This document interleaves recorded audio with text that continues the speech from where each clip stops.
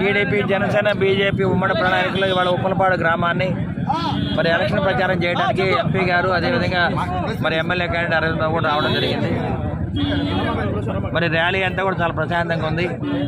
మరి ఎమ్మెల్యే గోపిరెడ్డి శ్రీనివాసరెడ్డి మరి ఇక్కడ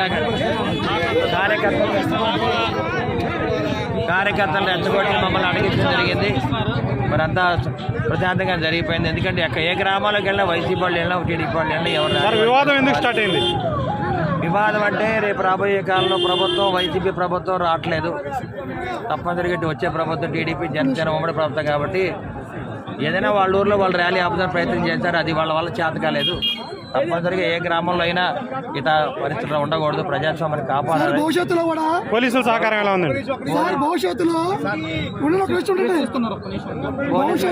పోలీసుల దగ్గర ఉండి శాంతియుతంగా పరిష్కారం చేయడం జరిగింది.